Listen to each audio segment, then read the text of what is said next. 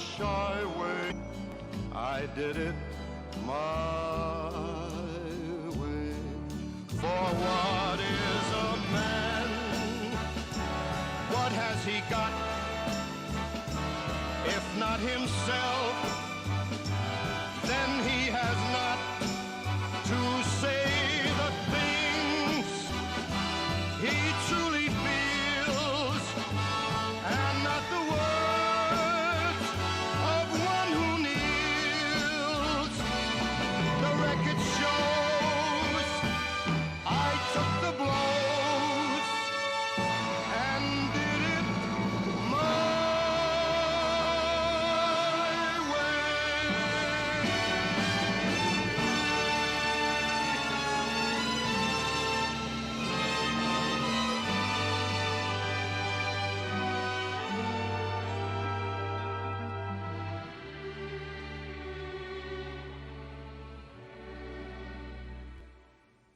Yes, it was my way.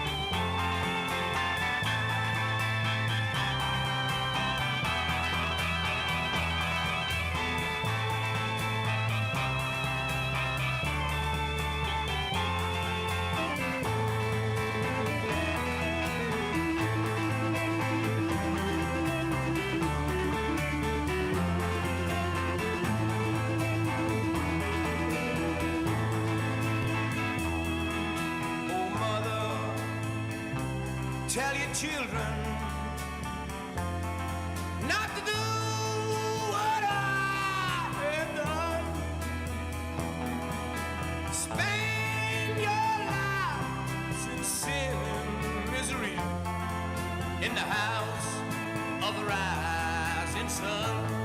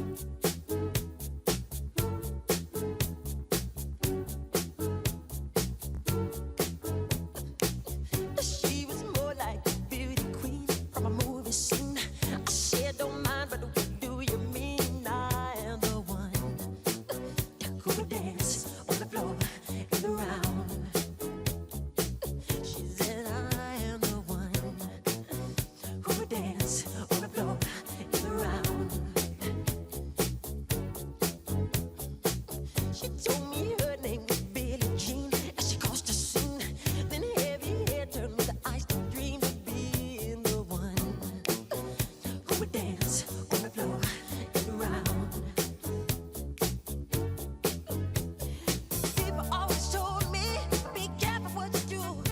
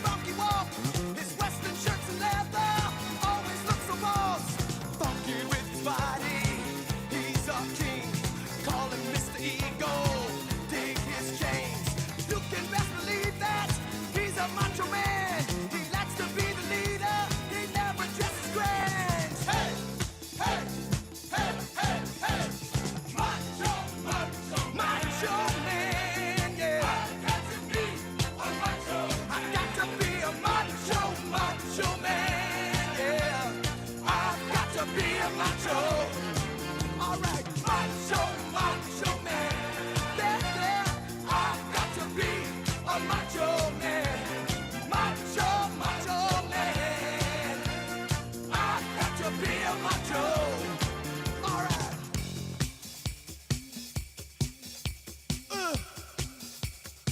Macho, baby. Body, body, body. All right. Body wanna feel my body. Wanna feel my body, baby. Body. All right. Body come and thrill my body. Come and thrill my body.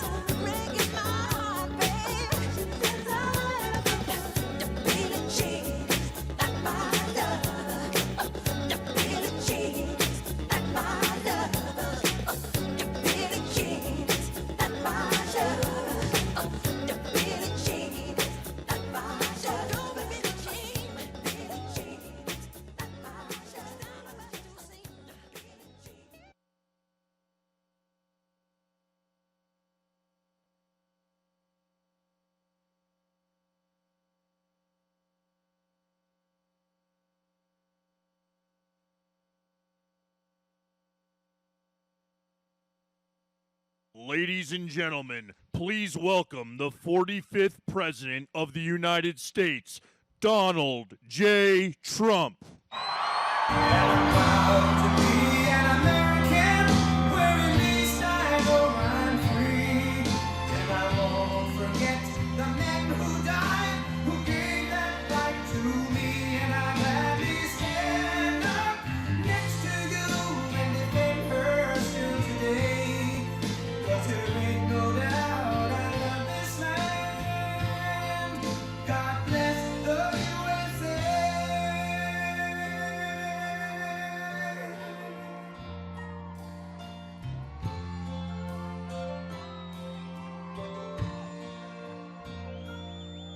From the lakes of Minnesota to the hills of Tennessee, across the plains of Texas, from sea to shining sea, from Detroit down to Houston and New York to LA, where there's pride in every American heart, and it's time we stand and say,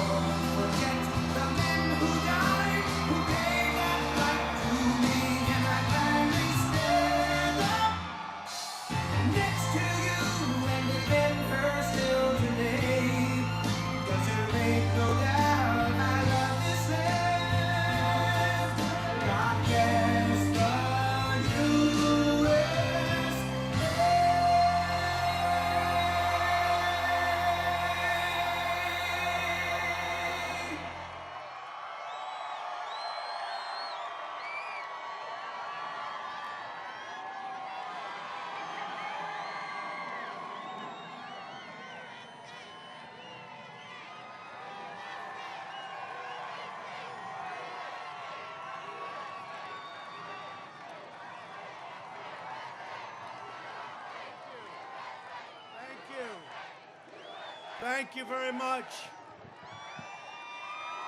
Thank you, everybody.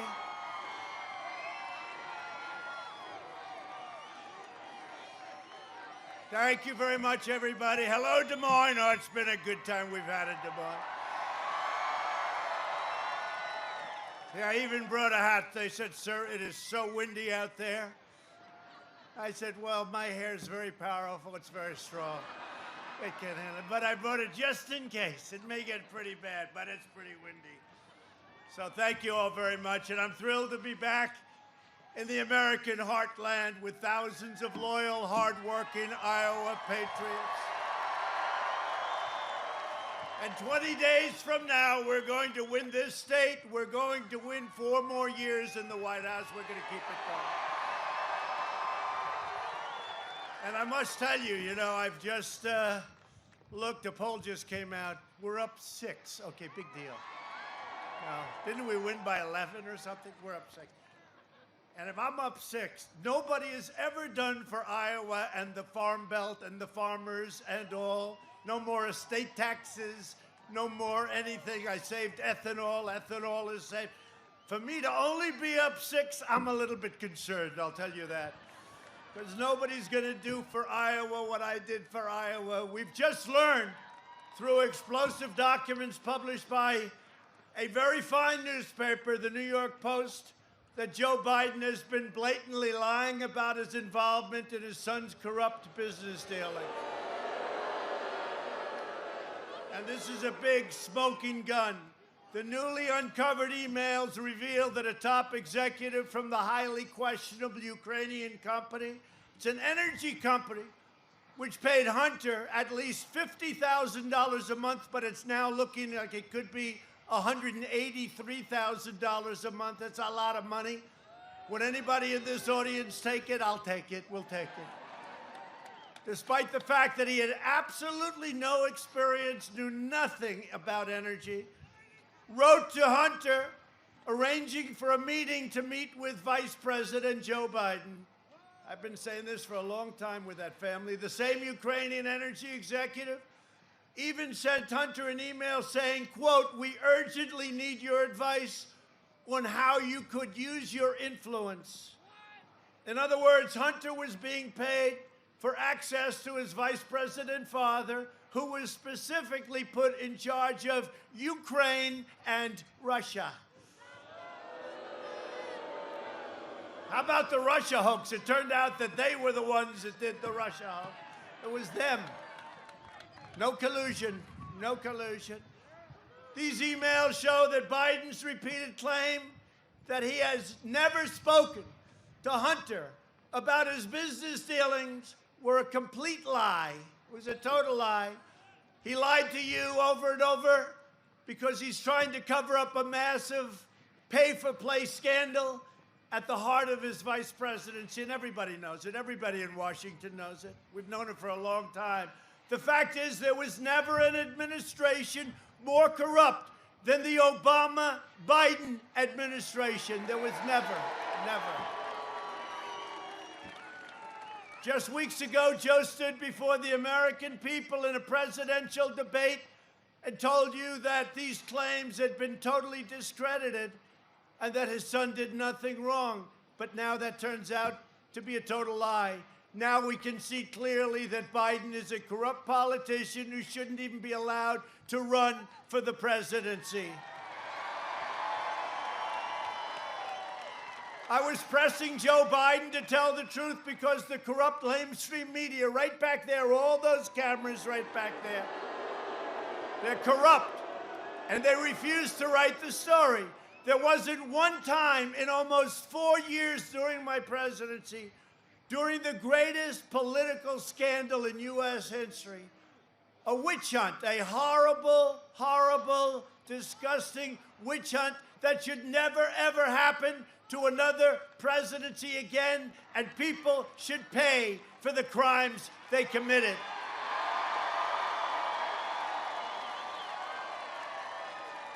Which turned out to be a total illegal hoax that false and libelous stories every day, false and libelous stories, and they knew they were false too. They knew they were false. They were never taken down by Twitter or Facebook or the mainstream media, never once. Yet with Biden today, they take negative posts down almost before they even go up. They're trying to protect him. They're trying to protect Biden.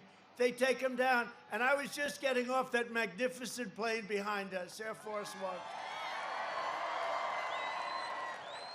And I had heard, and I just don't know this for a fact, but they say Kayleigh McEnany. You know Kayleigh, right? Kayleigh McEnany. Good Kayleigh, she's so great. She's incredible. They closed down her account. She's the White House press secretary because she's reporting the truth. They closed down her account. So let's see what's going to happen. And did you hear the news? Bruce Orr is finally out of the Department of Justice. Bruce Orr. Him and his wonderful wife, Molly.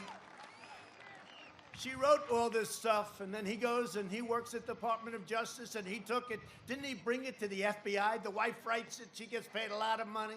Bruce Orr is finally out of the Department of Justice. That's good. A couple of years too late, that's all. He should be not only in the Department of Justice outbox, he should be someplace else, okay? 8 months after his alleged meeting with the Burmese executives. So this Burmese, they say, pronounce it Burmese. A real beautiful company. Vice President Joe Biden went to Ukraine and threatened to withhold $1 billion in aid if they did not fire the prosecutor that was investigating his son and the company that his son worked for. That's very miserable. The documents also show that before one of Joe's trips to Ukraine, Hunter emailed his business partner saying his lucrative contract should begin now. Think of that. Should begin now. Right now, it's got to begin. The whole thing is so incredible. Here's a guy. Look, let's just put it in simple language. He got thrown out of the military. That's unfortunate. He didn't have a job for a long time. His father becomes vice president, and he's making millions and millions and millions of dollars a year. Think of it. No, think of it. Think of it. It's like the Hillary stuff, the crooked Hillary, and it's the crooked Joe. You know, when a Democrat voter here in Iowa asked Joe last year, you remember, if his son raked in money in exchange for providing access, Joe called that man a damn liar. You're a damn liar. Kid's making millions of dollars. He had nothing. He didn't have a job. Thrown out of the military, sadly, but thrown out of the military.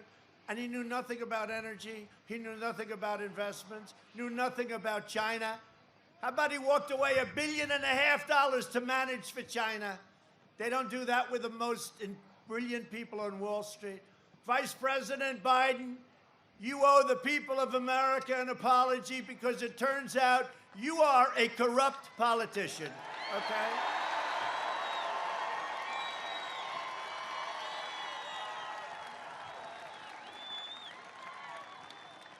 Joe Biden must immediately release all emails, meetings, phone calls, transcripts, and records related to his involvement in his family's business dealings, influence peddlings around the world, including China and including Russia.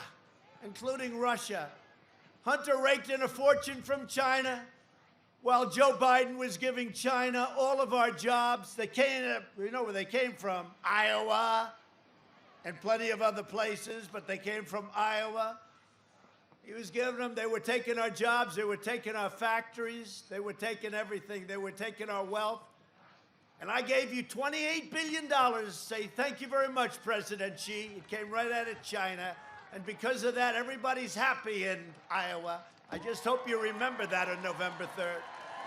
Hope you remember. Nobody else would have done it. Nobody else would have done it. The Biden family treated the vice presidency as a for-profit corporation flying around the globe, collecting millions of dollars from China and Ukraine and Russia and other countries. In fact, the wife of the mayor of Moscow gave Hunter Biden a check for $3.5 million in cash, while his father gave away the store to Russia, including Crimea. Remember Crimea? The Bidens got rich while America got robbed. By contrast, and this is so true and so easily true, and I'm so proud of it in so many ways, I've given up billions of dollars to serve as your president, and it's my greatest honor of a lifetime. It's so true.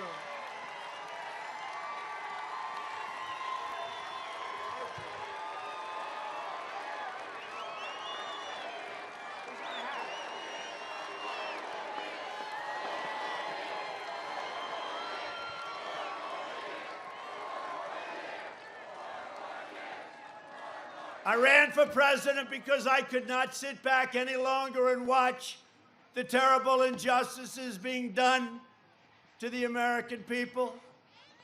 And it's true. And by the way, before the China plague came in, we had the greatest economy in the history of the world, and now it's going right back there. Our stock market is very close to a number that was even higher. Does everybody have your 401k ready? Because it's going through the roof. We're going to have the best year we've ever had, and we're going to have tax cuts, not tax increases. They want to increase your taxes. They want to increase your taxes so they can spend it on the Green New Deal. It's another beauty. I cannot sit idly by and watch career politicians like Joe Biden continue bleeding this country dry. And that's what it is. You know, you can say whatever you want. You can say whatever you want.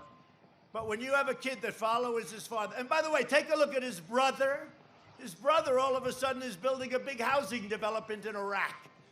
Have you ever built a development before? No, I haven't.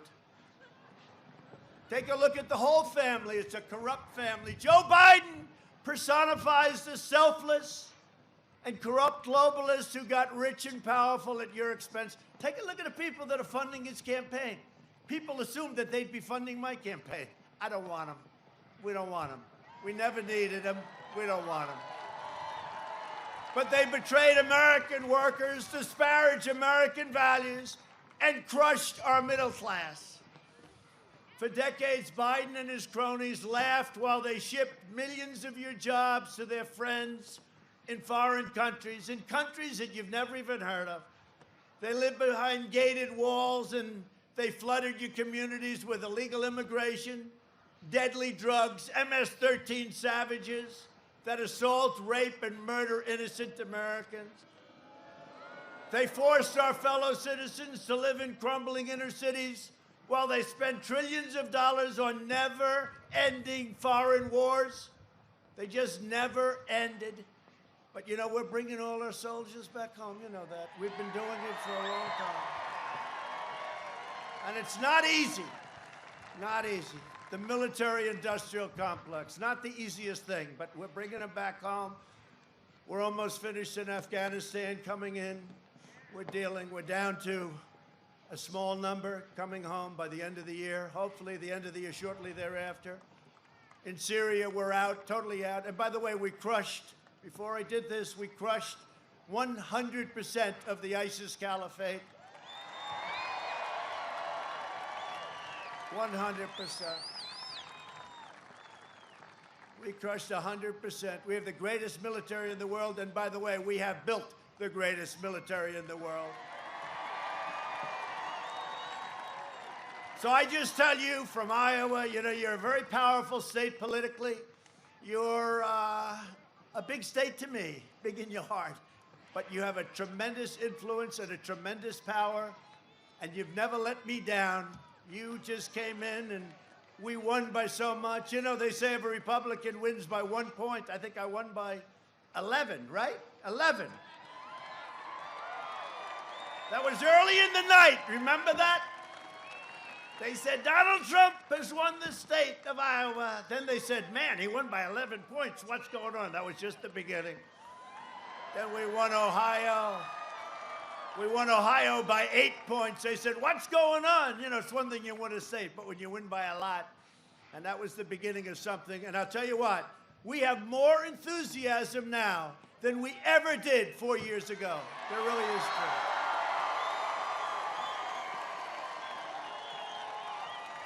And we have great poll numbers, although, you know, you see a lot of the fake poll numbers. They'll do anything they can. They're called suppression polls. Yeah, there they go. Look at the red lights. They start to go off as I start to point. You know, in one way, they want the ratings. In another way, they don't want to have the ratings, and you're telling CNN that they're a fraud in their broadcasting. No, that was one of the greatest evenings ever. There are those that say it was the most exciting evening in the history of television, highest rated evening in the history of television. And you know what? The election we have coming up on November 3rd is actually more important. It's actually more important. In 2016, you voted to fire the failed and decrepit political class, and you elected an outsider as your president, and I finally put America first. It's called Make America Great Again.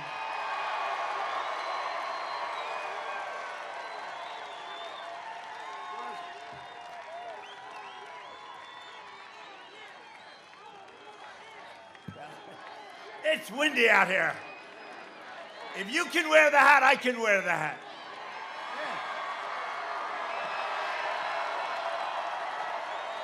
Yeah. Should I take off the tie or not? What do you think? I don't know. Maybe yes?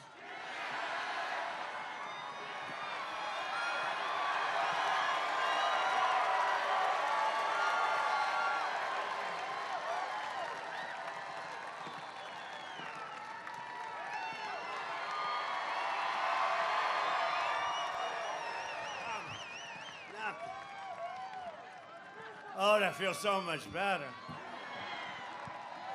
That feels better. That feels good. Now we can all just relax and have a good time. No, but it's great to be with you. Seriously, we've had a great history here together. What we've done for you and what we've done for the farmers and what we've done for everything. You know, 2 weeks ago, you had the largest order of corn in the history of our country, right? 2 weeks ago, you had the largest order of soybeans in the history of our country and the largest order of beef. But you know why? Because China wants to keep me happy, that's why. It was from China because they know what they've done to us should never have been allowed. They could have stopped it. They didn't stop it. They should have stopped it. The only reason I'm your president is because the previous administration did a poor job, so poor, in fact, that I said, I'm going to run for president. And you know what? If they did a good job, I wouldn't have run. And if they did a good job, I guess I wouldn't have won. When you think, I wouldn't have run, and I wouldn't have won. But they were so bad, and it turns out they were so totally corrupt. We did not come this far to overcome this much and fight this hard, only to surrender our country back to the depraved Washington swamp. You know, when I would say, drain the swamp, I used to say it, you know, drain the swamp, and people liked it. I hated the expression. I hated it. I hated it. I just said, this is a hokey expression. And I put it in one speech, the place went crazy. I said, I'm starting to like that expression. Then I put it in another speech, and they went crazy. I said, you know, I really like it. I really like it. But you know, when I say drain the swamp, I had no idea the swamp was that dirty, that disgusting, and that deep. It's true. If I don't sound like a typical Washington politician, it's because I'm not a politician, thank God. And I don't want to insult our great politicians, because you have some great ones with us tonight.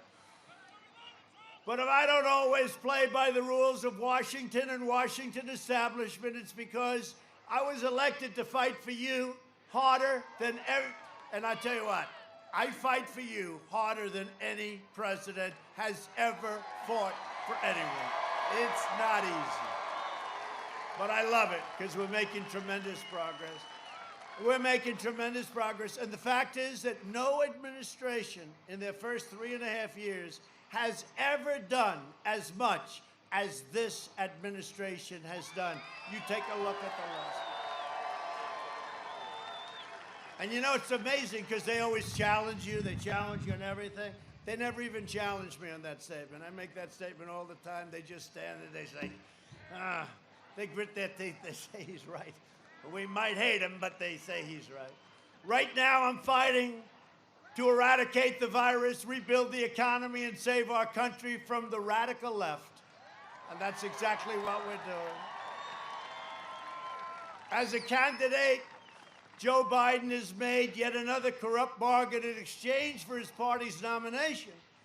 He has handed control to the socialists and Marxists and the lunatic left-wing fringe that are really running that party. He's not running it. Let's face it, Joe is shot, okay, whether you like it or not. We can all be nice. It's going to be my turn someday. It's even going to be your turn someday, my friends. Someday. But you know, when it is your turn, you can't be president. One thing I've learned, President Xi of China, he's 100%. Putin of Russia, 100%. Kim Jong-un, by the way, whatever happened to that war we were supposed to be in?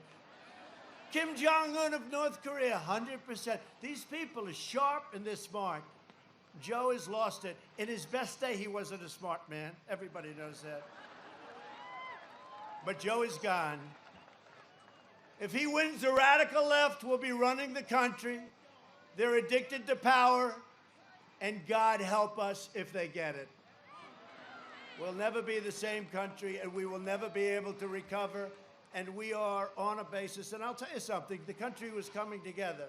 I was telling a very good reporter today that our country was coming together because we were having such success that I was being called by people that normally I wouldn't be speaking to too much. They don't want me, I don't want them. But we had the best employment numbers in history, African American, Hispanic American numbers, women, Asian, everything. High school diploma, without high school diploma, colleges, PhDs. We had the best numbers in every category. 160 million jobs. We were never even close to that. We were at 160 million jobs. And it was all coming together. People, let's get together, let's talk. You know, it's like splitting up the riches, really, and in a positive way, splitting up the riches. And what happened is we then got hit with the plague. And now it's back to the drawing boards, but we're going to have a strong V. The third quarter is going to be incredible when you see the numbers. Not that I know anything, because I don't want to give you inside information, because I don't have it. They'll say, he's giving away inside information. They are sick. But wait till you see the third quarter numbers, and it's going to be right before the election, before the November 3rd, although a lot of people will have voted by that time. Get out and vote. You got to get out and vote. Got to get out and vote. But we were really coming together, because that's, you know, look, ultimately we want to come together. Everybody come together. And we were really coming together, and then we got hit by this horrible situation. Could have been stopped. China stopped it from going into the rest of China, but they didn't stop it from coming out and going to Europe and the United States and the rest of the world, 188 countries. So we're now putting it together. We had it done, and now we're doing it again. And next year will be even stronger than last year. Last year was the best year we've ever had. And this coming year will be even better than last year. Unless somebody comes along and says, let's quadruple your taxes, which is what they want to do. They want to raise your taxes. They want to go with this ridiculous Green New Deal, which, by the way, their original price, $100 trillion, you couldn't do it for that. If we did great every year for 100 years, everything was perfect, right? No nothing, no recessions, no anything. You couldn't make $100 trillion. These people are crazy, and they actually mean it. You know, they actually mean it. So we're going to get it going to a level that nobody can ever turn course on us, nobody can ever change. You know, I tell the story for years as a student of economies. I just love it. I love watching it. I love doing it. And I love seeing the results, because the results have been so incredible. But as a student, I used to hear for years, for 10 years, 2019, China, because look, let's face it, China's 1.4 billion people. We're 325, not including illegal immigrants that are in the country, frankly. And we don't even know what that number. I said, how many do we have? We have no idea, sir. Well, I have an idea. By the way, our southern border is now stronger than it's ever been. But we have 325, 330 million people. But for years I heard that China will overtake us as the world's largest economy in the year 2019. You've all heard it, I think, right? Yes? He's a very smart-looking guy. You're loaded with money, I'll bet. Look, that's why he's in the front row. He's in the front row, and he didn't have to stand here for 3 days to get there. I can tell he's got. But, right, 2019 that China was going to overtake us. Well, you go back 6 months, 7 months, Not only weren't they overtaking, we were beating them by leaps and bounds and getting bigger and bigger and growing and taxing them and taking in billions and billions in tariffs. And when they targeted Iowa and the farmers of this country and ranchers and others, I said, no, you can't do that. No, you can't. And I put a 25% tariff on everything. And I gave a lot of the money, although I don't want to say it too loudly, $28 billion. I gave you 16 and 12. I said to Sonny Perdue, Secretary of Agriculture, great guy, he knows more about farms. I said, Sonny, what's the number? He said, 2 years ago, sir, 12 billion they hit us for. And last year, 16 billion. I said, that's okay. We're going to put a 25% tariff. The farmers are going to get 12 billion, and then they're going to get 16 billion, okay? And we're going to give that money to our farmers, and that got our farmers even. In fact, I shouldn't tell you this because they don't like this, but some of the farmers were making more money the way they was doing it than by working their asses off, all right? They were very, very happy. But no, we took care of our farmers. No other president's going to do that. That's why China got away with all of this stuff for years. And we had plenty of money left over after the $28 billion. It went into the U.S. Treasury. But they got away with it because they'd threatened a president like Obama. We're going to target your farmers. We're going to target the middle of our country. And Obama would say, oh, Betty, we better not get involved. I said differently. I said, if you do it, then what we're going to do is we're going to tariff your goods and we're going to give a lot of that money to the people that you're targeting. And you know, the thing that most impresses me about Iowa, Nebraska, and a lot of other states, if you look, by the way, Minnesota was so great, all of them, every one of them. Wisconsin was incredible. They never came to me and said, sir, you can't let this happen. They're stopping ordering. They're not ordering from us. They never said it. You know what they said? The president is right. At some point, we have to put up a stand. And I didn't hear one, even from fake CNN. They put people on television that said, I know it's not good, but the president is right. The president is right. You did the right thing. Because otherwise, it puts me in a bad negotiating position. You can't really negotiate. You know, it's tough. It's tough. I'll never forget that about the farmers. It's incredible. The other thing I won't forget, you don't mind if I go off script. This stuff is enough with crazy Hunter Biden and making millions of dollars a day. He made it because of his great intellect.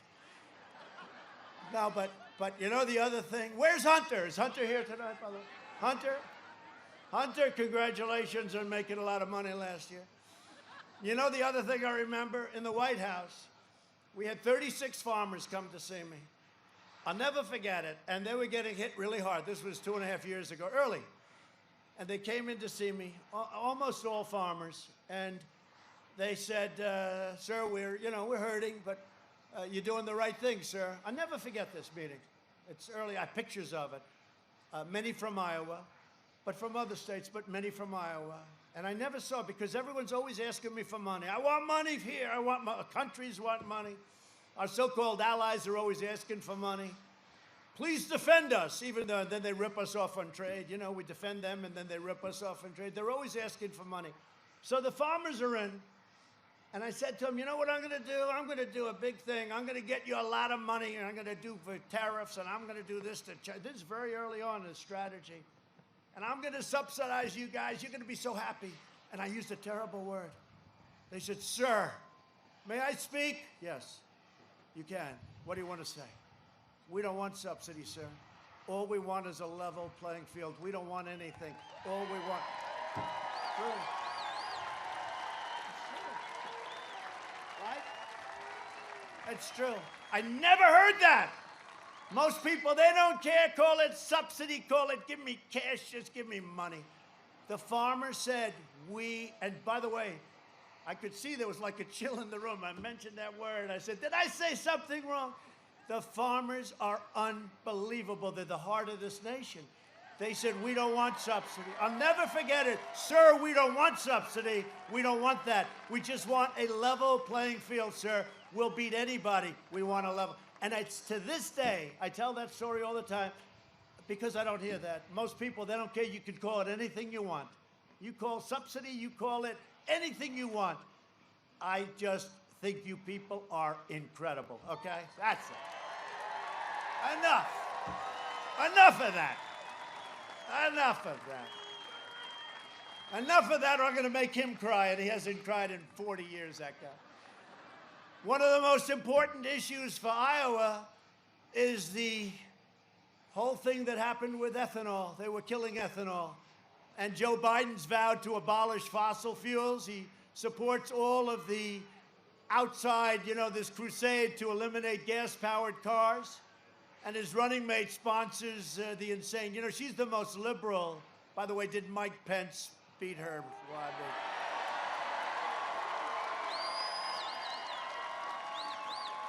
The expression in boxing, or as my friend Dana would say, UFC, if that were a fight, they would have stopped it, right?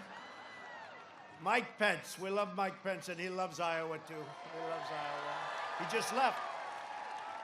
The Biden-Harris platform will demolish Iowa ethanol. You know that, wiping out the entire industry. And we fought hard for it. We went through the whole thing where we had no demand because of the pandemic.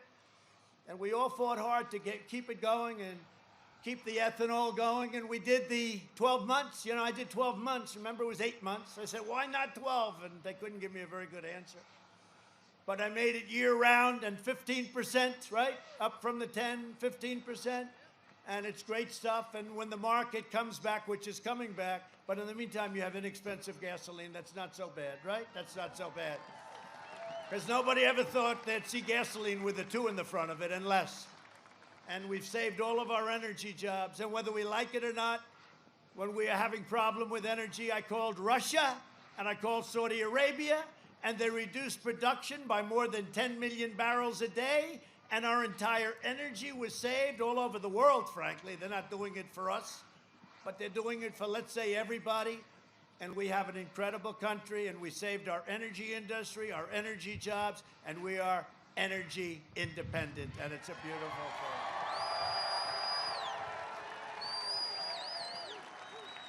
And by the way, I also made a little promise most of you won't understand. For those people in the ethanol world, you can use the pumps, okay? Do you understand that? You can use the pumps. In other words, you don't have to go out and spend hundreds of millions of dollars on new pumps. Because, with the additional ethanol, the additional power, some people say, oh, make them buy new pumps. No, I don't want you to buy new pumps. You don't have to. So for those people that understood what I just said, you know what I'm talking about, right? Using the pumps, that'll be okay. To defend our rights and our Constitution, I nominated Judge Amy Coney Barrett to the United States Supreme Court.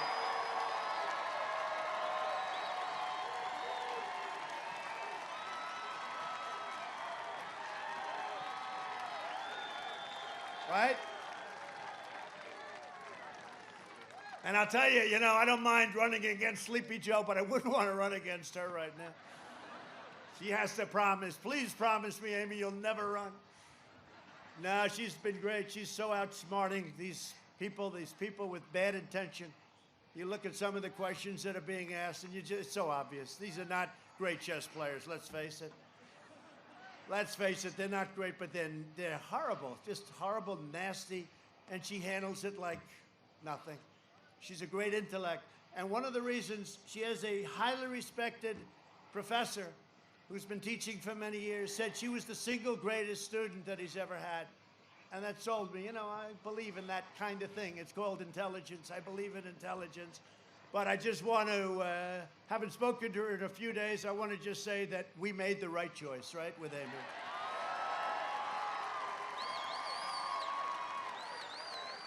And speaking about making the right choice, you made the right choice a long time ago with a man named Senator Chuck Grassley.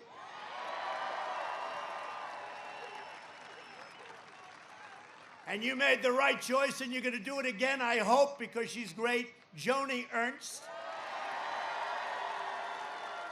And they're right now in Washington fighting to confirm our great new justice, our future justice of the United States Supreme Court. Joni has been fantastic, and she's been fighting for Iowa values for a long time. She'll call me, sir, can we do this? Nobody called me more on ethanol than Joni and Chuck. In fact, I used to duck their calls. Tell them I'm not in. Just tell them I'm not here. I can't take it anymore, Joni. But that's what a good senator is. They want to keep your state going. They want to keep our country going. They love our country. They love our state that they represent. So Joni Ernst, you got to get her in. And Chuck Grassley, we don't have to worry about him. He'll be around forever. He's great. You know what I love about Chuck Grassley? He's got that voice, that great voice. Even when he's being nice, he sounds like the toughest guy, right? And he's being nice. And he looked at Comey, remember, you know, the corrupt FBI director. And he looks at Comey. He looks at Comey, corrupt guy. And he just said, did you leak? And Comey joked, yes, I did. He said in the House. Now let's see what happens to him. But I'll never forget Chuck Grassley, and he didn't mean it to be mean. He just sort of like got that rough voice.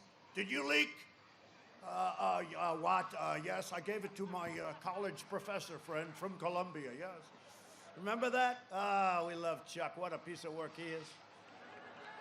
If Democrats win, they will pack the Supreme Court with radical left judges who will shred our Second Amendment. And believe me, if they win, your Second Amendment is gone, okay? They'll empower violent mobs and shield deadly criminals and terrorists. Very simple. Joe Biden refuses to even answer questions on packing the Supreme Court. How about this? They go up to him, do you want to pack the court? I'm not going to answer that question. You know why? Because they don't ask it if he doesn't, you know. Me, it would be like, forget it. But they say, you were going to pack the court, sir? I'm not going to answer that because I don't want to say. Oh, okay, good. Next question. Can you believe it? This is the essence of our country. We can't allow this to happen. And the other thing is, they don't ask the second. I put up a list of 45 great, brilliant, conservative, in our case, justices that go by the Constitution as written, et cetera, okay? So he's got to put up the name of justices or judges, whoever he'd pick, to become a justice of the Supreme Court. He's not doing that. They're not asking that question. They don't ask. Did you see the NBC thing last week where they had an NBC town hall? It was designed for a child, okay? When I get in, they ask me things that nobody ever even contemplated could be thought of. This guy, they're asking him these questions. Nobody can believe it. In fact, NBC took a lot of heat. They took a lot of heat. Biden's agenda would be a catastrophe for Iowa seniors. Everybody knows that. For years, Biden tried to cut Social Security and Medicare. Do you remember that? You do know he wanted to cut your Social Security and your Medicare. Now Biden is pledging mass amnesty and federal health care for illegal aliens, decimating Medicare and destroying your Social Security. And the problem is we all have a heart. I say it all the time. I'd love to take care of everybody all over the world. The problem is our country can't afford it. And if you start saying we're going to give free education, we're going to give you Medicare, we're going to give you health care, we're going to give you everything, our country will be flooded with millions and millions of people that are going to come from all over the world. They will decimate our country. You can't do it. Biden cares more about illegal aliens than he does for your senior citizens. It's true. And remember when they asked a question at the debate where the Democrats were up there? You had all these Democrats. They started off with 26. And in fact, I said, there's no way they picked Kamala because she treated him worse than anybody else. And her poll numbers were dropping like a rock, right? But they asked, who is going to give money, health care, to illegal aliens? And they all raised their hand. Remember Joe? He's looking around. Oh, yeah, he didn't understand the question. He did. You know, at least he has an excuse because he has no clue what the hell they're asking. But do you remember his position? He was like this. Their hands are all up. We're going to give all our money away. Forget about all you people. That's a big crowd, by the way. Look at that. Show it. Show it, please. Turn those cameras, please. That's a beautiful crowd. That's beautiful. But remember, Joe, so he's standing there. He's going to give health care to illegal immigrants, people that come into the country illegally, in other words, right? They come in illegally. And under a plan, they have the manifesto, they want to give them a lawyer. That's what we need is more lawyers now, okay? They want to give them a lawyer. They want to give them education. They want to give them health care. But they asked a question, and I said, wow, because I think they had like 26 people originally, but every one of them raised a hand, including Sleepy Joe. And what happened is Joe's like this, everybody other hand, and Joe, you could see he's, you know, for 47 years, he's got the itch because he's like, he knows this isn't going to work. He's saying to himself, because, you know, there's still something left, not much, but he's saying to himself, there's a natural instinct, right? A political instinct. And his shoulder went up, and then his hand. So I don't know. I don't think I'm even going to hold it to him. I'm not going to hold him. I get enough. How about the no fracking? We will not frack. Do you understand me? We will not. Then he gets a nomination. He goes to Pennsylvania, where they are reliant on energy and fracking and the jobs. Probably 900 to 1 million jobs, right?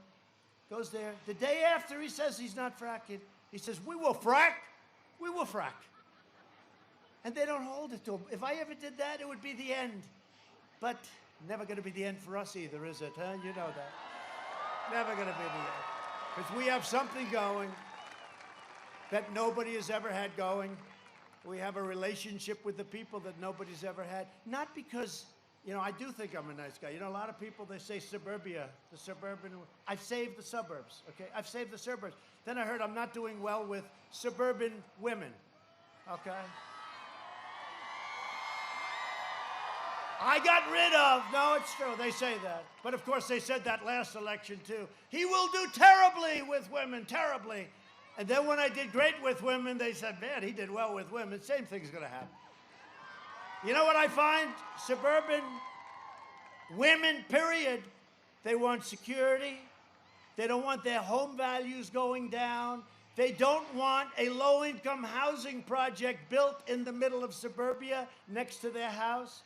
And we have a rule that's a disaster. It's a regulation. And I said to Ben Carson and some people, I say, I want to terminate it. They looked at me, they go, well, we can amend it. I said, you don't understand. I want it terminated. You all know about it. It's a disaster where they change the zoning and they make it impossible and you end up with low-income housing all over the place. And remember this, 29 to 30% of the people living in suburbia are minorities. So this has nothing to do with discrimination. It has nothing to do with anything. What it has to do is with the American dream. The American dream. We're not going to destroy the American dream for stupid people like Cory Booker. And he was putting Cory Booker in charge. How about that one? That's a beauty. Yeah, he did a great job as mayor of Newark, New Jersey. That worked out. How's Newark doing? This election is a choice between Trump recovery at a level that nobody's ever seen before, and a Biden depression. If they get elected, they're going to double and triple and quadruple your taxes.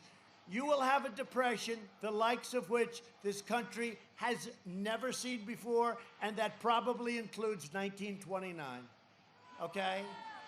And one thing we learned about the farmers, they don't do well in depressions. Do we agree? They don't do well. Nobody does well in a depression.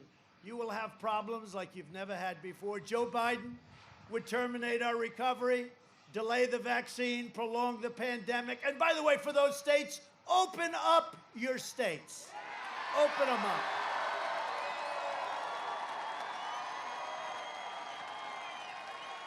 Watch. On November 4th, all these Democrat governors that have lockdowns, right? You know, I said right at the beginning, I think it was me that came out first, you know, they're trying to say, 20 years ago, somebody said the same thing. But I said, the cure cannot be worse than the problem itself. And if you look at what's happening with these lockdowns to children, get the children back to school.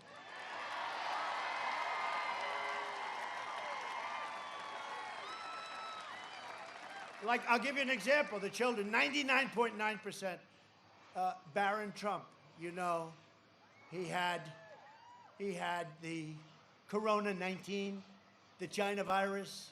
It's got 21 different names. I could go over it. But to me, Corona means Italy. China is China, and it came from China. So he had the China virus, right?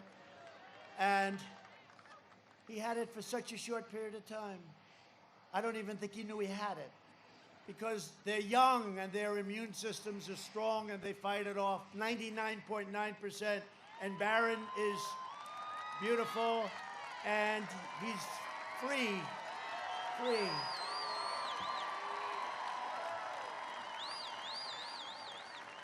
In fact, my wife, our first lady, who loves Iowa, by the way, our first lady, she put out that Barron has tested positive. And I said, wow. And we talked about it. I said, you put it out, you're not, it's like personal stuff, but we really haven't.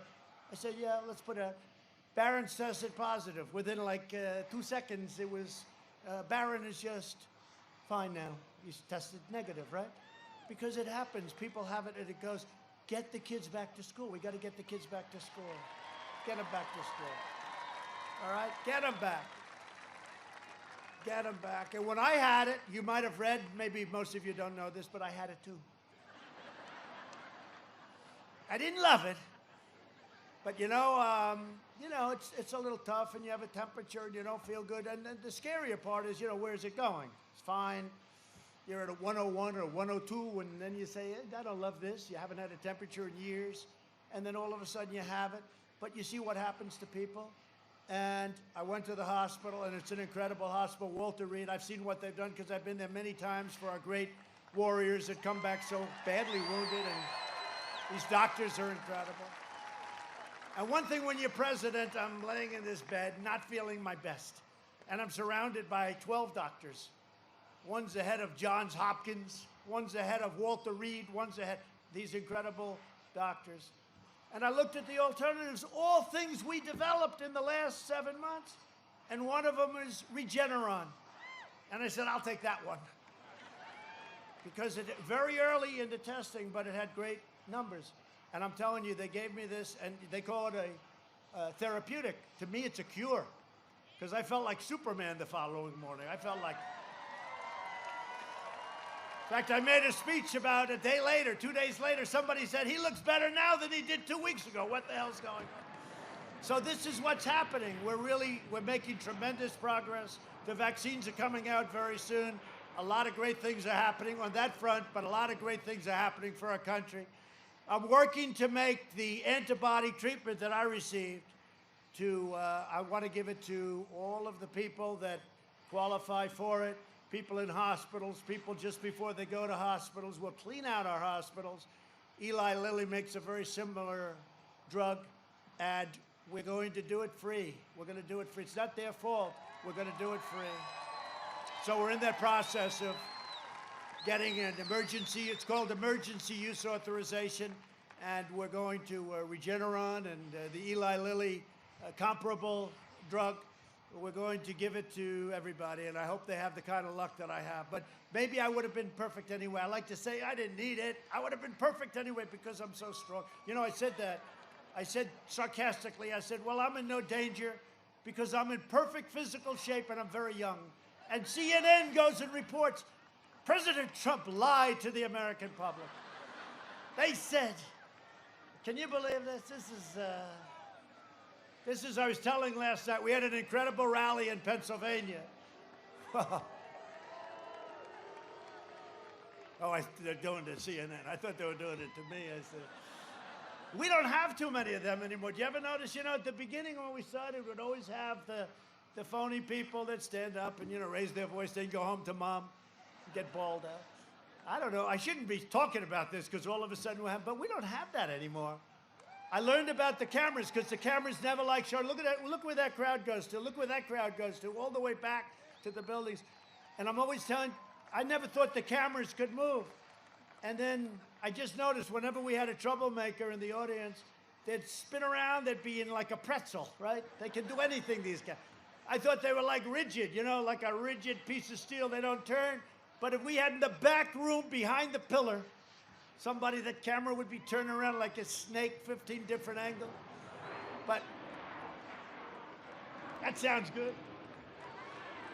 That's a brand new F-35 fighter jet. You can't see it. They say it's the greatest plane in the world. And by the way, speaking of that, Our military, when I came in, the world's most overrated general told me, "Sir, we have no ammunition," because we may have had a conflict very early in. And I said, no president should ever hear that.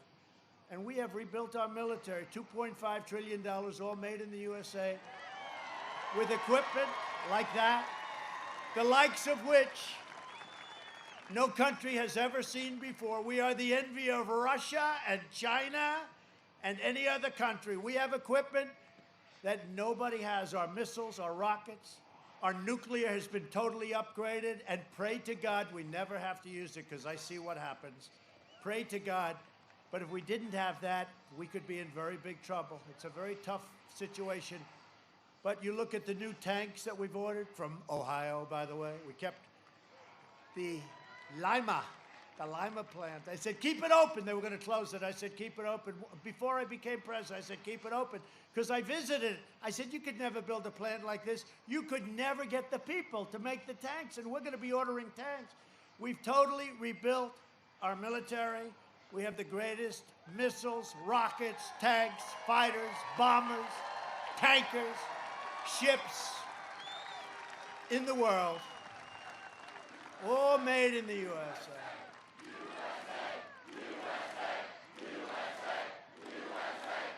You can be proud of your country. Look at this young, handsome farmer. You going to be a farmer someday? You going to be a farmer? Huh? He goes, hell yeah. I'd like to be a farmer too sometimes, I'll tell you.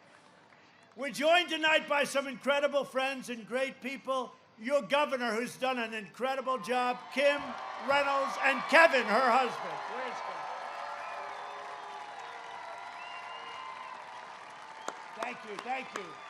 Thank you, honey. Really great job, Kim. How we doing, by the way? Okay, we're looking good? That's good. Thank you for everything, Kim. As well as Lieutenant Governor Adam Gregg. Adam, thank you. Thank you very much, Adam. Great job. Iowa Secretary of Agriculture, Mike Nagy. Mike. Where's Mike? Thank you, Mike. Iowa Senate Majority Leader, Jack Whitver. Thank you. See the way they all stay together? They like each other. Speaker of the Iowa House. Oh, you got to tell me this. This is good genes, I think, right? There are genes involved here, right? Pat Grassley, right? Good genes. What's the relationship, Pat? Huh? That's good stuff. You got good stock. I want to bet on that guy in the future. Thank you very much. Great job. I hear you're doing a great job. We're doing all right? Good. Thank you, Pat. Ambassador Terry Branstad. Okay, do we have time for one quick story about Branstad? Okay. Because his son Eric is even better than him, but I'm not going to talk about it. And here's a guy that doesn't mind me saying, you know, a lot of fathers, they get angry if you say that. Oh, I'm better than my son. Those are not great fathers. This guy's proud. His son is great. But when I met Terry, it was long before I thought about this, and I heard the governor of Iowa was in New York, and he wanted to see me. I said, oh, what the hell do I want to see the governor of Iowa for? You know, I'm putting up buildings, and I'm saying, all right. And I invited him before I ever thought about really doing this, you know, early on at least. And he came up, and a humble guy, great guy, handsome guy, that face, right? And he sat down. I figured I'd give him like 5 minutes. Kim, no longer than that, 5. And I ended up spending an hour and a half. I said, that is the smartest governor. And then I learned, and as you know, he was the governor for 24 years. That's an all-time record in the United States, right? 24 years.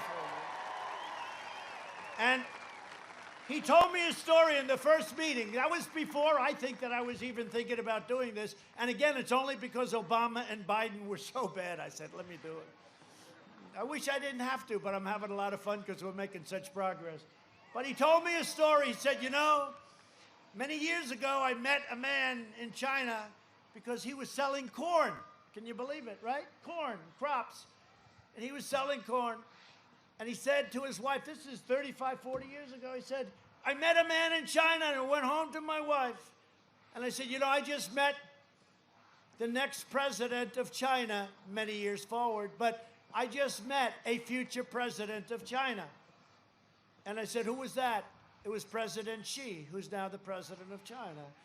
And I said, you gotta be kidding. He said, nope, I could tell right from the beginning he was different. And he was, I'm not happy with what's going on, but he said, I just met the next president.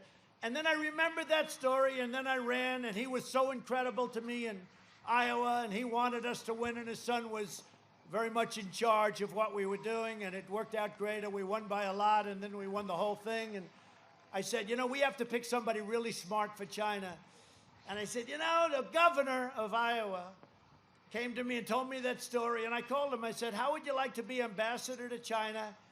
And he said, sir, I've been doing this for 24 years. It would be an honor. And I have to tell you this, he represented us great with China. He represented us great. I never told that story. I never told that story. But about a month ago, he called. He said, sir, I want to come home now. I want to make sure you get reelected. I want to come home. And he's out there. I know he's out there working, but we love him. He's a special guy. You got a couple of real beauties with Grassley and with this guy. I'll tell you, what a couple of great people. Thank you very much for everything. Great job you did as ambassador.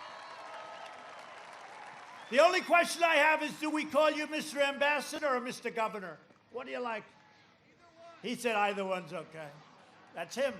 Anyway, thank you very much. Great job.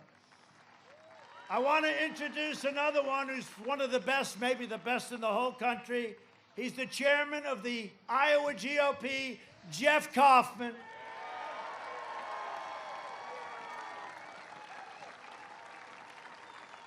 You look good, Jeff. You lost weight, Jeff. You lost weight. I'm proud of you, Jeff. You do a great job. How are we doing? He said, Iowa's ours. Always be careful. He said, Iowa's yours. I said, never say that.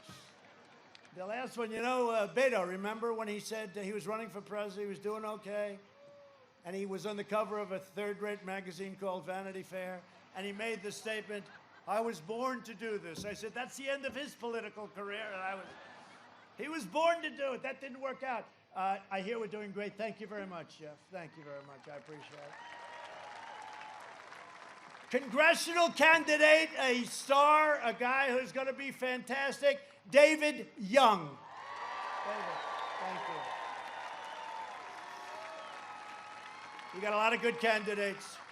We're also joined by a very special guest, one of the greatest wrestlers in American history. Do you know that, right? He's an unbelievable guy. I've known about him for a long time. Do we all love Jim Jordan, our congressman, right? Right? Jim Jordan is a great wrestler, a great NCAA champion and all. A lot of people don't know that, but Jim's from Ohio. But he says the greatest of them all is a guy named Dan Gable. You ever hear of Dan Gable?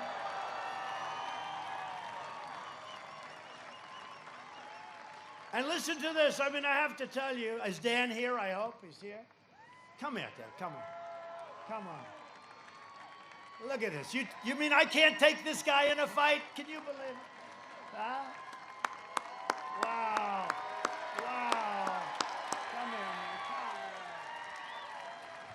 here. Hey, Dan, I'm immune and I can't give it to you, so that's good. We love you. But I met Dan a few years ago, and I looked at him and I said, how come he's 181-1? Think of it. He won 181. People don't know, like, that's like crazy. 181-1. I'm going to ask you later on who is the one. I want to find out who. But he did something else. He won the Olympics, 1972. And to do that, he had to wrestle against the 6 greatest wrestlers in that weight class in the world. And he did something never done before. He didn't yield 1 point throughout the whole thing.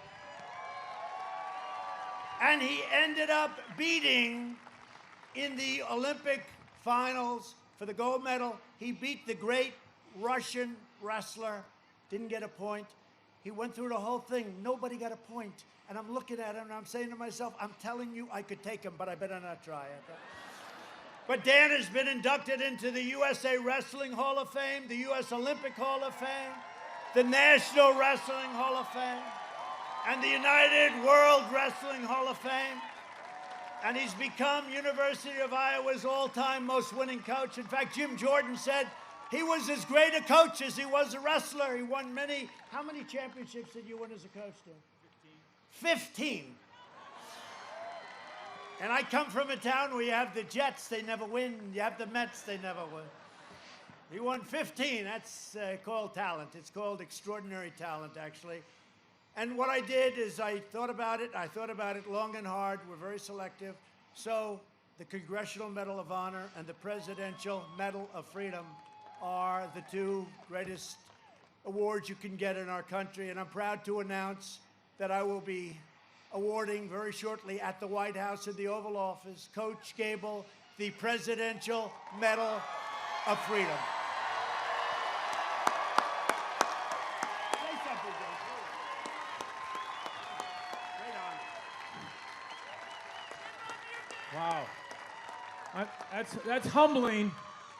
That's humbling because that's the highest honor. I'm used to winning and doing it on the mat. But because I did it so many times on the mat and in other places that I'm actually getting some other awards where I can just do it and they give it to me. See, the thing about this guy is I've coached a lot of athletes over all the years. And I'll tell you what, when I look at them and I hear them, they kind of remind me a little bit of this guy right here. And every one of them, you had to mold. Every one of them, you had to learn a little bit more. They had to get better.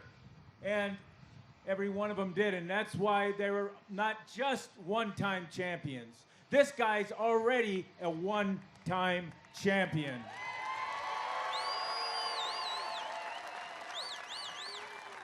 But because he's open for learning and he's already very competent, that he's going to be a multi-champion President of the United States of America.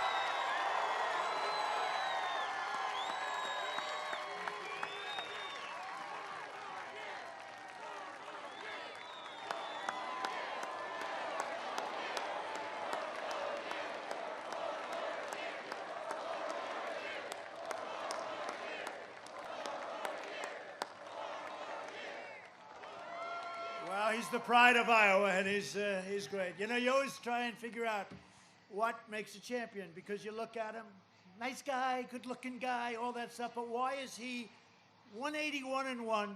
Why is he a gold medalist that's done something that nobody ever did? Didn't allow 1 point of any of these wrestlers, and they're all the best in the world, the toughest. And there's just something different, and you'll probably never figure it out. It is with great champions. You see it, and you see it all the time with great champions, but there are very few. Jack Nicklaus, you see it. Tiger got the same award. When Tiger won the Masters a few months ago, I said, you know what? That's an incredible thing he did. And we gave him the Presidential Medal of Freedom, and he said it's one of the greatest honors. He actually said it's his greatest honor. I said, Tiger, you deserve it. You know, he went through a lot, and he came back, but you have great champions, and they're different, and nobody knows why. That man is different, and he's a champion, and it's an honor to present you to the people that love you most, Iowa. Thank you. Thank you. Under my administration, we built the greatest economy in the history of the world, and now we're doing it again. We've got a V shape. We're going to see some very big numbers, and you're seeing it. In my first 3 years, family income increased by $6,000. That's more than 5 times the gains in all 8 years under the last administration. African American income grew 9 times more than it did under Biden and Obama. We lifted 6.6 million Americans out of poverty, so proud of that. African American unemployment, Hispanic American unemployment, and Asian American unemployment all reached the lowest levels in history. At the end of the last administration, the Congressional Budget Office projected fewer than 2 million jobs would be created over the next 3 years. And we crushed that prediction and created almost 8 million jobs. Nobody can believe it. And we're doing it again. My policies have benefited those who needed it the most. The bottom 50% of households saw an astonishing 40% increase in net worth. After our tax cuts, wages grew fastest for the nicest, I mean, it makes me feel so good, blue-collar workers. They were the ones that had the biggest benefit from what we did. Since the China virus, we have created a record 11.4 million jobs. That's a record. We've never created jobs at a level at which we're creating them now. We've already cut the unemployment rate in half. We're down to 7.8%. Sounds high, but a lot of people said we're going to be at 42%. We're down to 7.8 and going down rapidly. Under Biden, it took 30 months to recover more than half of the jobs lost. 30 months. We did it in 5 months. Jobs have been recovering. Think of this. Jobs have been recovering 23 times faster than the Obama-Biden recovery. 23 times faster. Not 23%, 23 times faster. I've spent the last 4 years reversing the damage Joe Biden inflicted over the last 47 years. He supported NAFTA, a disaster. Now you have USMCA, it's the best, it's now kicked in. He supported TPP, would have destroyed your farms, would have destroyed everything, and our auto industry would have been gone. And he supported China's entry into the World Trade Organization, a catastrophe for our nation. You know, China tries to get away with the fact that they are a developing nation. Not anymore. If Biden wins, China wins. That's what's going to happen. If Biden wins, China will own our country. They'll own it. And if we win, Iowa wins, and America wins, and we're going to win for a long time. For decades, our politicians spent trillions of dollars rebuilding foreign nations, fighting foreign wars, and defending foreign borders. But now we are finally protecting our nation, rebuilding our cities, and we are bringing our jobs, our factories, and our troops back home to the USA where they belong.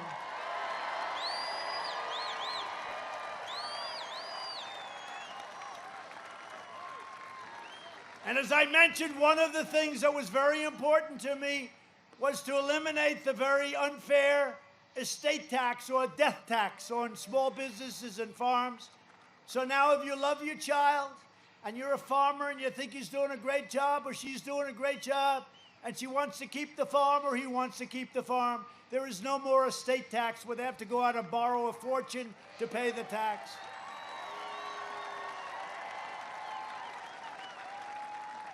Is there anybody here who has a child to which they do not want to leave the farm because they don't like their child? Because, raise your hand, please. Does anybody have the courage? Yeah, there's one person over there. He says he's only kidding. No, but it's a big thing. I mean, look, it's a big thing. A lot of farms will put out of business. The parents, they pass away. They leave the farm to the son, the daughter, to the family, and the family has to go out and borrow a fortune, and then they have a little bad season, a couple of bad seasons, and they end up losing everything. We don't have that anymore. We cut the estate tax. It's out, gone. These are things a lot of people don't even know. We got that. Along with the tax cuts, we got that. Biden wants to repeal our tax cuts and massively raise taxes on your family farms. And what we did was hit the, you know this, I mean, you know exactly. We hit it so quickly. We hit so hard. We hit so strong on this whole tax situation because the farmers were being treated unfairly, so unfairly with respect to taxes. I quickly issued a major disaster declaration, and I will be with you every step of the way. And I think Kim will say this, your governor, when you had floods all over the place, you were like a large-scale swimming pool. I hate to say it, Iowa. I looked at the pictures that your governor sent. I said, Kim, I never knew that this was oceanfront property. And we took care of you, right? We gave you everything you needed, and we got rid of all of we rebuilt the dams and the dikes, right? We rebuilt it, and we rebuilt it fast. My opponent has put forward a radical plan to eliminate U.S. borders by implementing catch and release, imposing deadly sanctuary cities, and suspending all removals of illegal aliens. So if you have somebody that's a murderer or a rapist, we can't do it. They agreed with Bernie Sanders, crazy Bernie. There's nobody that knows how to lose like Bernie. 4 years ago, he lost. He went home happy. He lost again because Pocahontas refused to get out of the race. Otherwise, I would have been running against Bernie. I don't know which is better.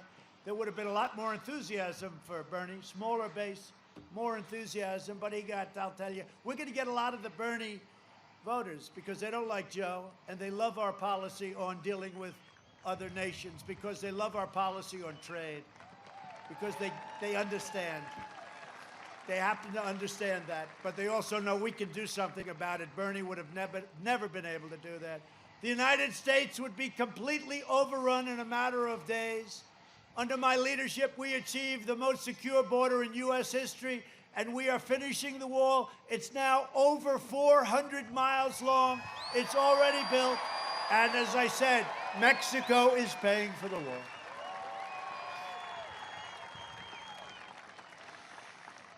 You know, we did more. One of these fake reporters said it.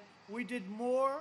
One of the only politicians that's ever run, forget about politician, but one of the only politicians ever run that actually has done more than he or she has promised. As an example, I campaigned a lot in Iowa. I never mentioned the word Space Force. But when I got into office, I realized I looked at Russia, I looked at Kim Jong-un, I looked at China. I said, we need a Space Force. And we got Space Force. I never talked about it in the campaign trail. We also passed VA choice for our great veterans and VA accountability, things that they said were impossible to get done. So now, instead of waiting online for weeks and weeks, if they have to wait, they go out to a doctor, we pay the bill, and it's been a great thing. 91% approval rating in the VA. They're doing a great job over there. Think of it. I mean, I shouldn't be telling you this because they'll find a vet someplace who's unhappy. But think of it. All our lives, we used to see on the evening news horror shows with the vets and the vets and the vets, and it's terrible what they're doing. You don't see any stories about the VA. You don't see any stories. We have done 91% approval rating by the vets for the VA, the job we're doing. And we defeated 100%. You know, we're bringing our soldiers home, but we defeated 100% of the ISIS caliphate in Syria and Iraq. And when I took over, it was a mess. And we killed the leader of ISIS, al-Baghdadi. They were looking for him for years and years. And we then took out the world's #1 terrorist and the mass murderer of American troops and many other troops and many other people. Qasem Soleimani is dead. Dead. One of the biggest things to happen in the Middle East in 50 years.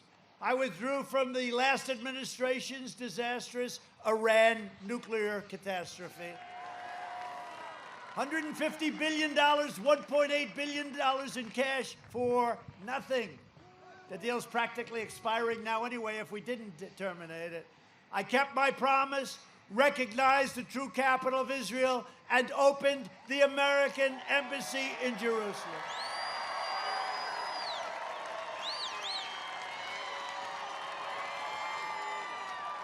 And you know that presidents have been talking about that for decades. Every president said they were going to do that, then they never had the guts to do it. I also recognized Israeli sovereignty over the Golan Heights. And that's been 52 years they've been talking about that. I got it done in about 2 hours. And instead of endless war, we're forging peace in the Middle East. So I get nominated for 3 Nobel Peace Prizes, different subjects. And I told the story the other night. I was in Florida, Pennsylvania. I told our First Lady, darling, we're going to have the greatest publicity I've ever had tonight. I got nominated for the Nobel Prize. Do you know what that is, darling? let's go home. So I leave for the first time in a long time early. I get home, I turn on the television. They talked about your floods in Iowa. They talked about how's Iowa doing the crops? How's this happening? How are they doing in Florida? How they, 3, 4 stories, one after another. Where's my Nobel Peace Prize? They don't talk about it. I said, you know, darling, this news is a little tough. It's a little tough to crack. When Obama got his Nobel Prize, it was so early, he didn't even do anything. He still doesn't know what he got it for. They said, why did you get it? He said, I have no idea. And it was the biggest story. It was all over the place. With me, I got 3, and they got 3 nominations. Nobody talks about it. So at least I figured I might as well mention it, right? Kim, I should mention it, right, Kim? Kevin, right, Kevin? Kevin, stand up, please, Kevin. There's the guy. They went on a hunting trip. My son, Don, he loves hunting, and he went, Kevin, Don, and about 300 of the governors, your previous, Terry, your previous governor's friends, and they all went hunting, and it was like 25 degrees below zero. The only 2 guys that stood out there the whole time were Kevin and Don Trump Jr. And they came back. Everyone else was back in about 15 minutes, Terry, right? They were all back, and they wanted to go back into the lodge. The hell with this. And after a weekend, my son comes back, and Kevin comes back, and you 2 guys didn't even know what they were talking about. You didn't know what the problem was, right? People don't know that about Don, and they don't know that about, but Kevin is fantastic. Thank you, Kevin, for being here. Appreciate it. He's a real guy. So I'm ending the old wars, and Biden will lead us into new wars, and we did more in 47 months than Biden did in 47 years, and that's a fact. And if you look at the Democrats, they're pushing the most far-left agenda ever put forward by a presidential nominee. Their plan would destroy your Social Security, destroy protections for pre-existing conditions. Biden vowed to terminate our travel bans on jihadist regions. You know, I got the travel ban. Everyone said, oh, that's not nice. I said, really? It's not nice to come up and blow up cities either, is it?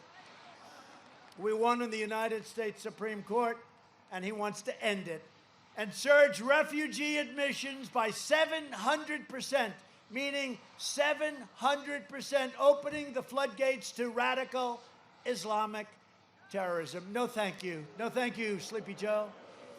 He'll ban school choice, and he'll ban charter schools, very important places, and it all starts. You know, civil rights all starts with the education, and we need school choice.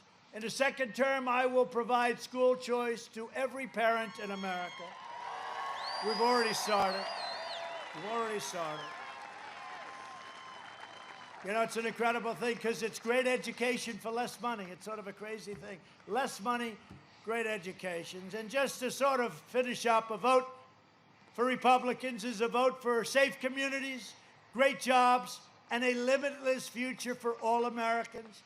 Over the next 4 years, we will make America into the manufacturing superpower of the world, and we will end our reliance on China once and for all. It's already happening. We will hire more police, increase penalties for assaults on law enforcement, and we will ban deadly sanctuary cities. We will uphold religious liberty, free speech, and the right to keep and bear arms, your Second Amendment. We will strike down terrorists who threaten our citizens, and we will keep America out of ridiculous, horrible, endless foreign wars. We will maintain America's unrivaled military might. We have never, ever been even close to as strong as we are right now. Greatest equipment ever in our history. And we will ensure peace through strength. And if you remember when I ran, they said, oh, he's a very militant kind of a guy. We'll be in a war the first week. Well, where's the war? Where's the war? And I'm making other countries pay because, you know, NATO, they weren't paying their bills. They were delinquent, to use a New York real estate term. They weren't paying their bills. I said, you got to pay. The Secretary General of NATO is my single biggest fan. They're paying $130 billion a year more now because I said, look, you got to pay. You got to pay. They rip us on trade, and then we're supposed to protect them. The European Union, so NATO. So they're paying $130 billion more, going to $410 billion more each year. So that's it. Where are the wars? He's going to get us into a war. Where are the wars? They don't want any part of us. Nobody wants any part of us in the world. And we're tired of being ripped off as a country. We will end surprise medical building. We will, you know, the surprise medical building is a disaster. It's ending as of January 1st. Require price transparency, all signed, all done, January 1st. Can you imagine if I lose and I've done all these things, they kick in on January 1st? You're going to say, boy, that Biden's done a great job on price transparency. And they'll say, what do you think? And he has no idea what the hell it is. And further reduce the cost of prescription drugs. We went to a favored nations clause so that we will pay the lowest drug prices in the world, okay? We will strongly protect Medicare and Social Security, and we will always protect patients with pre-existing conditions. America will land the first woman on the moon, and the United States will be the first nation to land an astronaut on Mars. And you know, when I took over, NASA was basically closed. It was shredded. It was nothing. And now it's the #1 preeminent space center anywhere in the world by far. We will stop the radical indoctrination of our students and restore patriotic education to our schools. We will teach our children to love our country, honor our history, and always respect our great American flag. And we will live by the timeless words of our national motto, in God we trust, and it won't change.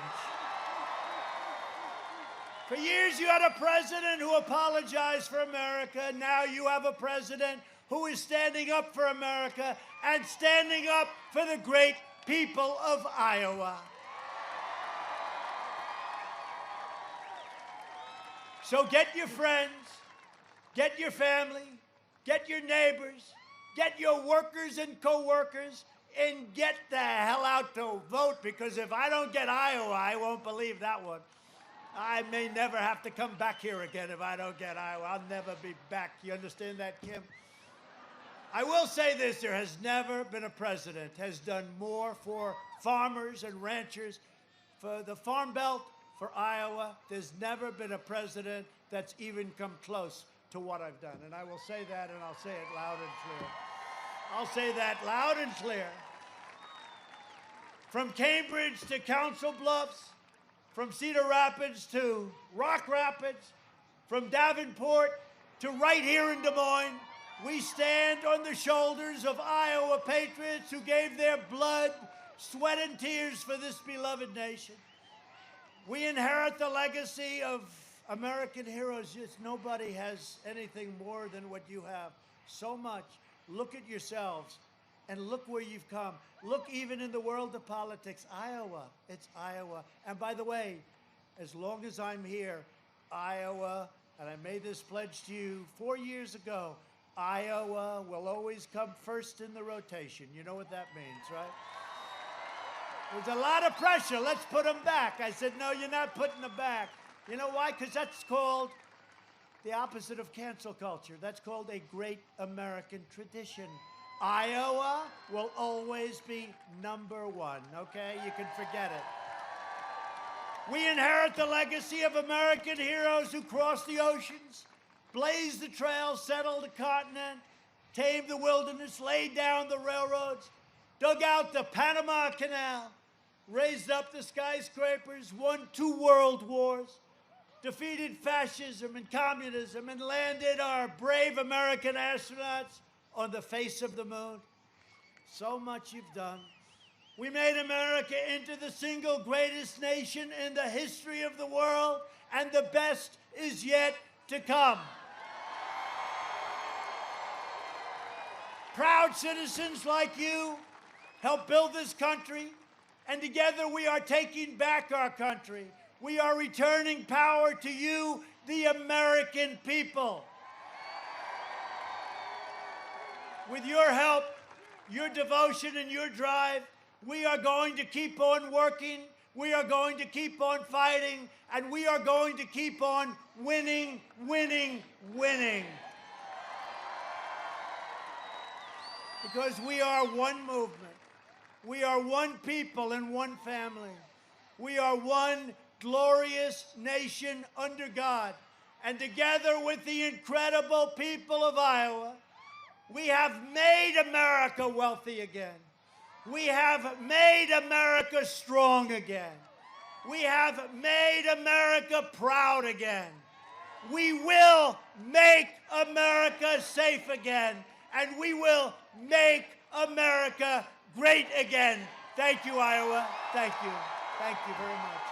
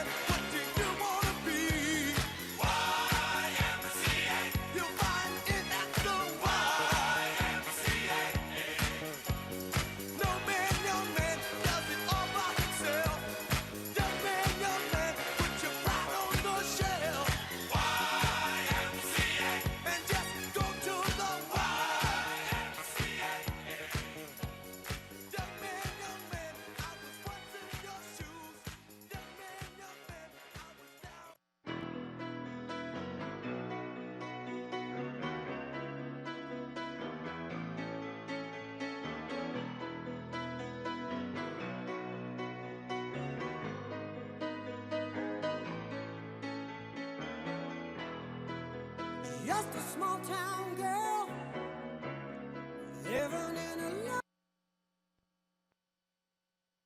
He took the midnight train going anywhere. Just a city boy, born and raised in South Detroit. He took the midnight train going anywhere.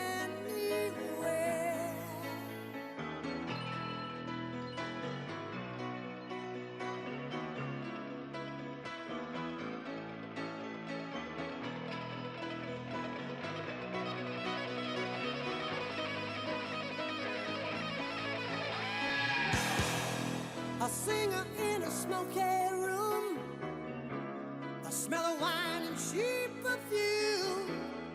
For a smile they can share the